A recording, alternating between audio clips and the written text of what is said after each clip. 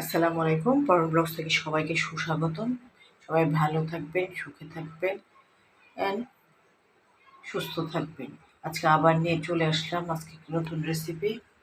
আজকে রান্নাবান্নায় শাক, রুটি, ডিম ভাজির জন্য পেঁয়াজ কেটে রেখেছি, ডিম ভাজি, চাট বড়া, ভাত, শুটকির তরকারি, শোল মাছের শুটকির তরকারি, আলু টমেটো দিয়ে মাছের তরকারি, আর কালকে ডাঁটার তরকারি ছিল, পানি। এই হলো আজকের খাওয়া দাওয়া। সবাই ভালো থাকুন, সুস্থ থাকুন, নিরাপদে থাকুন, পারবেন ব্লগসের পাশেই থাকুন। আমার জন্য দোয়া করবেন। আমি আপনাদের জন্য মনে প্রাণে দোয়া করি। যারা লাইক, কমেন্ট, শেয়ার এবং সাবস্ক্রাইব করেছেন তাদেরকে অসংখ্য ধন্যবাদ।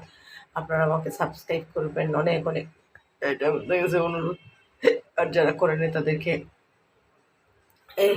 এই অনুরোধ করছি আমাকে সাবস্ক্রাইব করে দেবেন। আজকে রান্না বান্না যে ডিমের জন্য ডিম ভাজি, পেঁয়াজ কেটেছি, রুটি, শাক ভাজি, সবজি ভাজি, তারপর কচুর বড়া, ভাত, শুটকির তরকারি, মাছ আলু টমেটো দিয়ে, কালকের ডাঁটার তরকারি ছিল পাবদা মাছের, এই আর পানি। এই হলো আজকের খাওয়া দাওয়া। সবাই ভালো থাকুন, সুস্থ থাকুন, নিরাপদে থাকুন, পারবেন ব্লগসের পাশেই থাকুন। আমার জন্য দোয়া করুন। আমি আপনাদের জন্য মনে প্রাণে দোয়া করি।